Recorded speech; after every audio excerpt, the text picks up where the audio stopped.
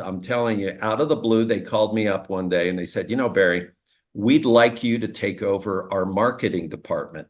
And being the wonderful entrepreneur I am, I said, no, I don't think so. I just do audio and music. But here are a whole bunch of other companies you can talk to. So I gave them a list. Well, they called me again a few months later. They called me again. Barry, we want to outsource our work to you. One day, I'll remember it the rest of my life. I get a phone call and they say, hey, it's North American Van Lines again. I went, oh boy. Martians landed. Yes. Wearing Prada suits. Yes. Drinking Henry Seltzer. Yes. Chewing juicy fruit. Yes, and? Your branding here. Yes, brand. Your message here. Yes, and? A verse about. Yes. Your product here. Yes. I'm Hirsch Redman. Yes, and? I'm a message therapist. Yes. And I have a podcast. Yes, brand. That's right, that's it. Yes. We'll help you fix the world. Yes. Or your bottom line. All right. Your bottom line. Get it. I get it. Welcome to the Yes Brand Podcast.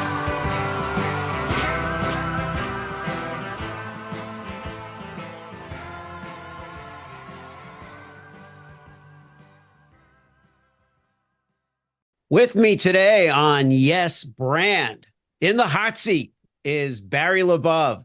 Barry is a two-time Ernst Young Entrepreneur of the Year, a nationally recognized, respected author. He's got a forthcoming book coming out, I believe, in June called The Power of Differentiation, Win Hearts, Minds, and Market Share. He's a brand strategist. We have a lot in common, but we work in different areas of the field. So I think we're going to have a fun conversation today. He has automotive clients, recreational products, premium spirits, motorcycles, you name it.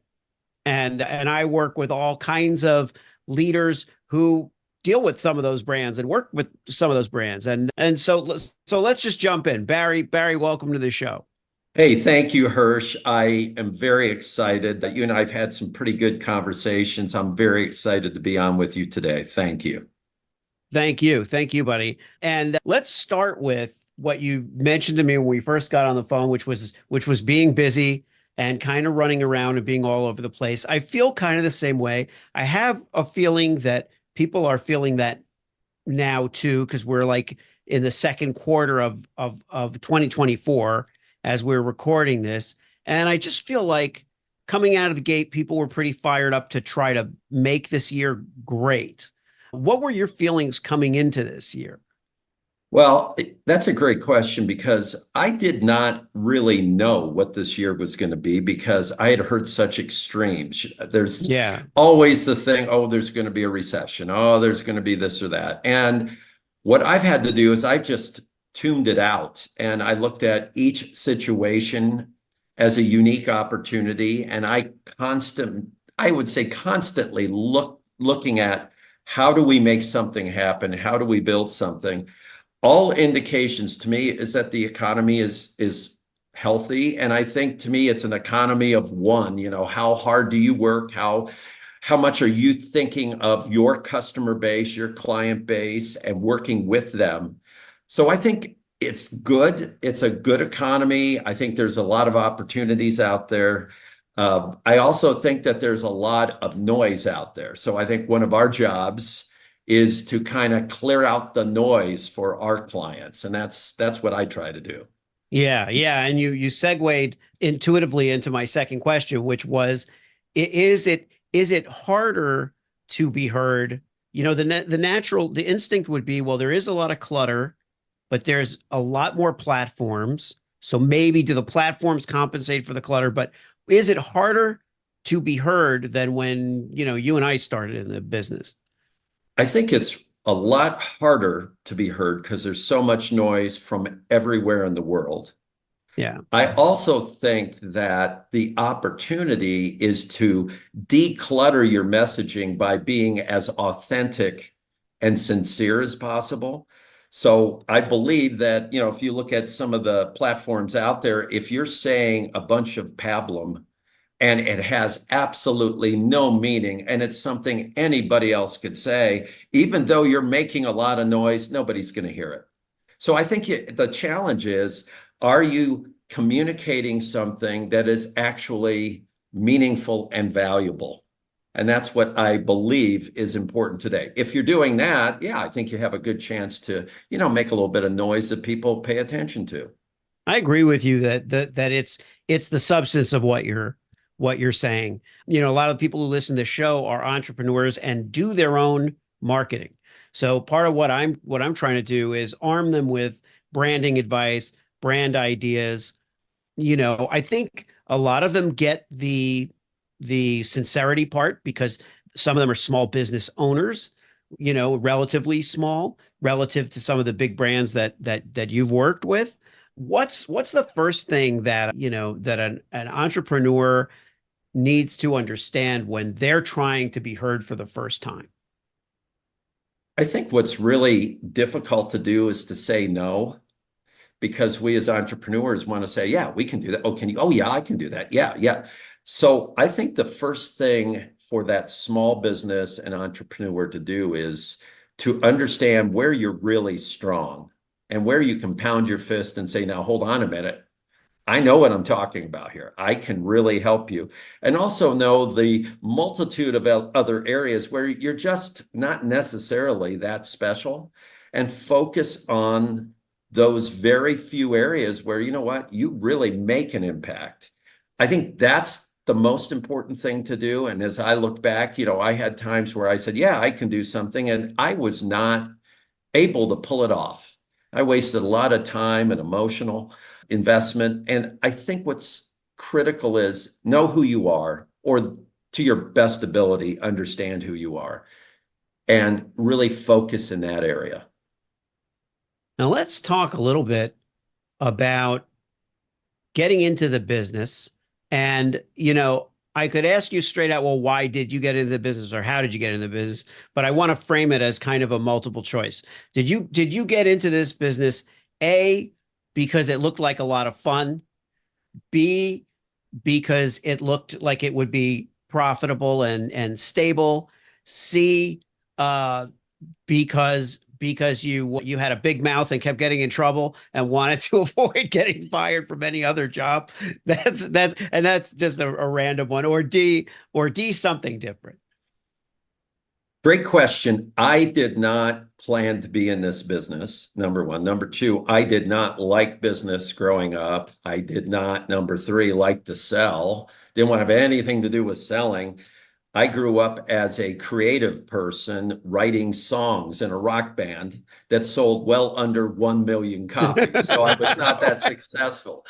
But what happened as time went on, Hirsch, and I'll tell you, this was, life altering for me.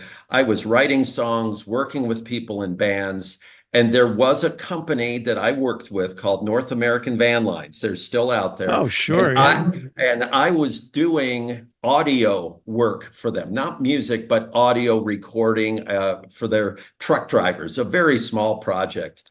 And out of the blue, so you asked me, how did I get involved in this? I'm telling you, out of the blue, they called me up one day and they said, Barry, we'd like you to take over our marketing department. And being the wonderful entrepreneur I am, I said, no, I don't think so. I just do audio and music. But here are a whole bunch of other companies you can talk to. So I gave them a list. Well, they called me again a few months later. They called me again. Barry, we want to outsource our work to you. One day, I'll remember it the rest of my life, I get a phone call and they say, hey, it's North American Van Lines again. I went, oh boy, here we go again. I'm going to have to say no again. Oh God, I hate doing this. And they go, we want to outsource all our marketing to you. We'll give you a 3-year agreement that you're our agency. Will you please do it? And I said, look, I gave you the names of agencies and production companies that could do this. Why do you keep coming back to me? And they said, because Barry, we trust you. And I went, ooh. I said, okay, we'll do it. And they said, really? And I go, yes, I'll take over your marketing department. That's how it started. I did not mean to do it. It happens. And I have to tell you, what your audience might think is, oh, wow, what a lucky thing. And it was perfect. I took over their marketing department. It was a shambles. It was a disaster of a department. But what happened was a couple things. Hirsch, you'll enjoy this. Number one, my current clients who were agencies in my area, most of them called me up and said, we'll never work with you again. You're a competitor. So I lost most of my business, which was like, oh my God. But I also started to realize that what I loved was not specifically music. What I loved, and so you asked me, was it something you love? What I love is being creative. And being in a marketing company, Hirsch, gave me a chance to create slogans, create concepts, promotions, all this kind of fun stuff.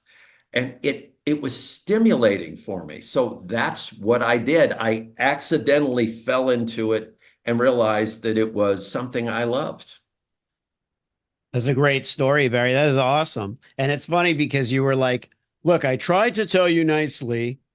I don't want to do this. But on some level, that was just your fear playing with you, and that is a risk when you move to the other side, so to speak, of the equation. And now all of a sudden your clients become your competitors. But in a way, you weren't given the freedom earlier on to be as creative as you want. You were probably looking at your clients' projects and saying, Right. be nice to, because I did that too. I did PR for commercial production and post. And what I learned from that, from years of doing it, first of all, I did get a little frustrated because I was like, well, I'm promoting ad creative within the industry, and yet I'm not creating the ads myself. And so once I had done a little of that, what I realized was how much I enjoyed working with the people, the artists, regardless, whether I was the artist or whether I was reporting on it or sharing it or championing it. I just loved working with other artists, I guess. It's like what we do in crafting campaigns or crafting identities is our own art. And then, there's artisans up and down the line that we collaborate with. And I think what speaks to the entrepreneurial question is, do you think that entrepreneurs are artists is like a segment of artistry? What do you think about that? People who have business ideas, they're not creating art or music in the common sense. Great question. I've never even thought about that. And I think absolutely an entrepreneur is an artist because you're creating something, you're pursuing thoughts, you're journeying through a maze of concepts, possibilities, and you're trying to create something. And I think that's absolutely what they are. I think what helped me was I did not have the vision in my brain that said, look, I want to make so much money and I want my name on a building and I want to be in charge. And I didn't care about that stuff. I wanted to be creative. I wanted to do things that hadn't been done before. And actually, I was just looking for a vehicle. And that's what entrepreneurialism really is. It's a vehicle to do something that hasn't been done before. Yeah. Yeah, exactly. And that's why it occurred to me, because I was like, why am I as jazzed talking to someone who's innovated this new company and this new SOP or a new product or software as I am working with a playwright or an actor or a composer? And I was like, well, I think they're very similar. They're doing it on a different plane. And I think that's why a lot of, actors and filmmakers and so forth have that quality as well. Like Ryan Reynolds, who's doing so well in the advertising industry and in the brand industry. It's not shocking. The Rock also started his own agency. It's because on different levels, they're creating art. No, I Yeah, I want to jump in because you just really jogged me on something I have not really shared with people.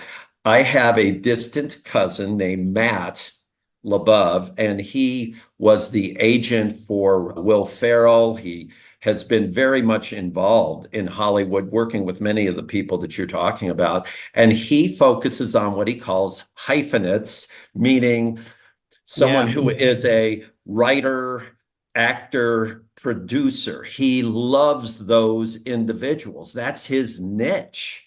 So yeah. he works with people like Bill Hader, who Oh, wow. has unbelievable talent. And that's who he focuses on. That's his niche. Yeah. Oh, that's great. I'm glad you shared that because that's the other part is when we divide, we grow up thinking in some ways that you're supposed to be one thing. You're supposed to pick a thing. And if you have a love of something, a creative love of something, and that isn't the thing you pick, then you can't really do that. That's one misconception. The other one is that we're not meant to divide our talents into, the hyphen was created for a reason. It's not just writer, director, actor. It could be writer, director, producer. It could be writer, director, entrepreneur. A lot of people get into various businesses for various reasons. It's just their mindset is that they don't hear the word no. That's what they have in common. They're not dissuaded. So people who've struggled and become actors and made that work, if you can make that work, you could probably accomplish a lot of things in different areas. I want to talk about the book a little bit. I want to talk, speaking of creating. So tell us what it's about and what inspired you. The initial inspiration for me was I've spent 40 years working with companies and collecting great stories of success.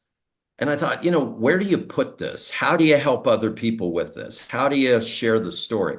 It started there. And as I was writing this and creating the concept of the power of differentiation, one thing kept hitting me, Hirsch, and I got to tell you, it was very timely, and that is today, and I think when COVID struck, it really, really showed this as a major trend. People have lost, in many cases, their passion for their jobs, or they're just putting in time, or they're going to go leave their job and go somewhere else. And as that was unfolding and I was writing the book, it occurred to me that, this book is not just about differentiating a product so that you can sell more of it, or you can sell it at a better price.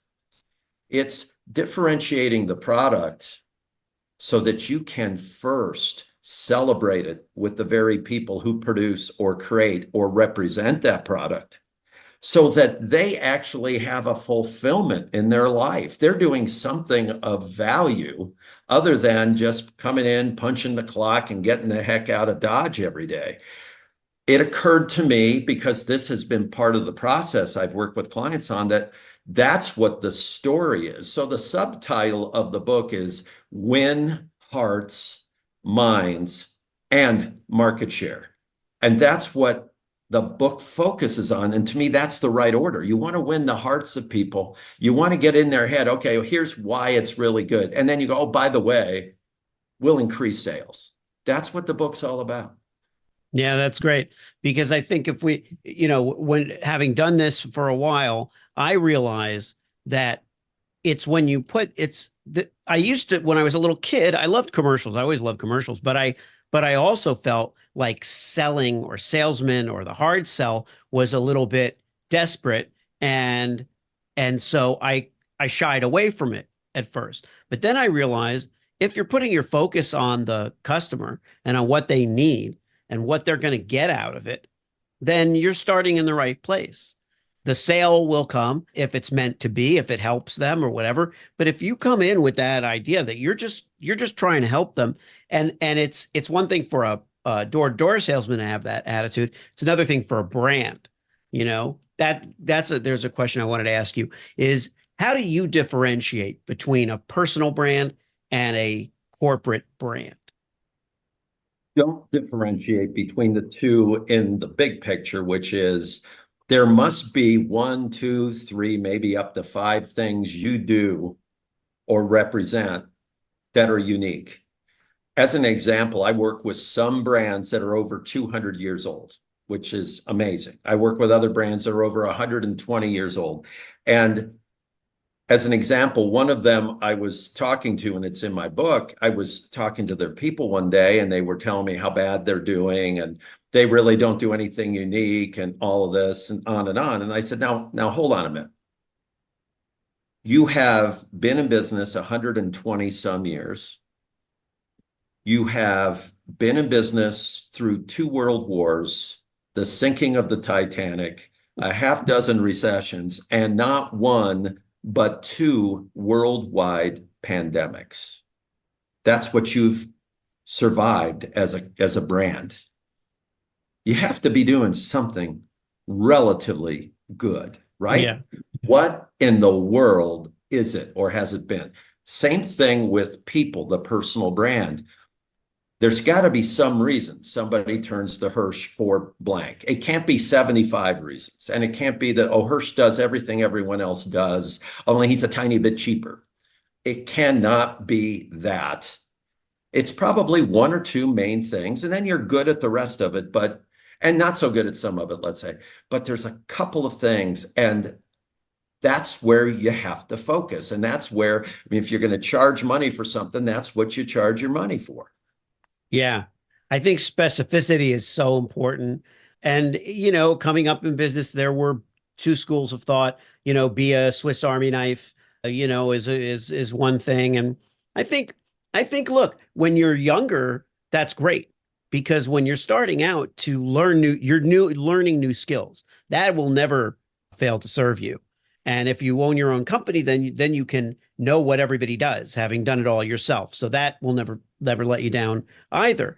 But I think the idea that you're super, super good at something is more impressive than a litany of things that you can also do.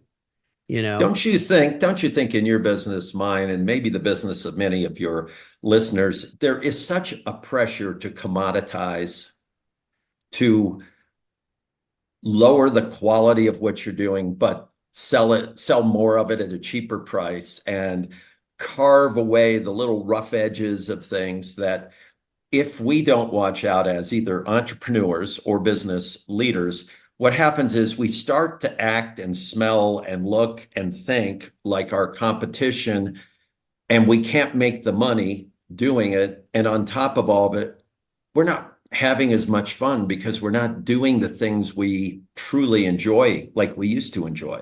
And we have to watch it. It's very easy to claim, yeah, we do that, we can do it cheaper. It's just, and it's not easy, believe me, to say, wait a minute, this is the way we do it. This is how we do it. And this is how it works. And if you want to work with me, it's great. I've had clients where I talked to them in the beginning, and not as a sales ploy, but I've said, look, I want to tell you, the way we're looking at this, we either would be a godsend for you and you say, this is great, or we'd be your worst nightmare, because you're going to be vulnerable. You're going to have to look at this and that. You're going to have to be open with yourself on such and such. You're going to have to be transparent on such and such. If you don't want to do that, don't work with me, because that's where we're going. And I think we have to have that kind of confidence. Yeah, yeah. There's a lot of profundity in what you're saying there, because scale is like the big word. First of all, it's like everything has to be scaled. And and for people like you and me, we're creators. It's like you can teach, skills and teach what you do and do all that stuff, but scaling just for the purpose of replication and of mass marketing something has never ever appealed to me, but I do feel like I want to share the knowledge that I've accumulated with my, message therapy practice, as I call it. I don't expect other people to do it exactly the same way, but I am setting up, courses and things so people can learn some of the principles of how I do it, and then bring their individual flair and their individual spark to it. We have to encourage that. The last thing I wanted to ask you about is also AI, and what just to chime in on it, and where you think it's going and what you think it means. I've toyed around with AI quite a bit. I think that the worst part of AI is what I see sometimes, which is these horrible messages that people are leaving because they're just clicking, let AI help you with your message. Right. I do not believe at this moment AI is even close to being the final answer for a creative challenge, as an example. I do think it can be great if you collaborate back and forth with it, in that you not so much say, give me 10 slogans for blank, and you go, that's it. You push it. And I think if you push it and then you still own it as a human and humanize it, it can be helpful. So I've utilized it numerous times. It's helped. It has never once been the total answer of something I was looking for. It had to be worked with, and I had to humanize it. Yeah, well said. Yeah, in fact, I got sidetracked, but I bought the URL Humanize Co, human eyes, Yeah. the idea being that you're putting your eyes on the content because it needs human eyes on it. It can't just be generated that way. And that's along those lines. That's why it resonated when you use that word, because I feel that that's the important part. Look, we're here. It's here for us. It's here to help us. If it helps us, great. There's a lot that can come of it. Finally, I want to give you the last word. You can close with anything you like, but if you're looking for, if you want to add anything that we haven't really touched on, maybe it would be a word to young people who are starting in this space, in our space, branding, communications, media, advertising. What would you impart to them? My advice is this: follow your dream. Also, be flexible enough to realize that dream may alter from time to time as you grow and learn and expand your horizons. Because today, what you think you are and who you think you are, hopefully, is not who and what you are in 5 years. You have to keep growing and progressing. So my guide to all our folks out there, because you and I both lived through this, is, hey, follow the dream and allow that dream to expand and morph into something even more beautiful. All right. If you liked the show, Yes, and it worked for you, yes, then subscribe and leave a yes, friend. 5-star review. Yes, friend. Tell all your friends. Yes, friend. Get your branding here. Yes, friend. Get your branding here. Yes, friend. Did I make it clear? Yes, friend. Get your branding on Yes. before they're gone. Yes.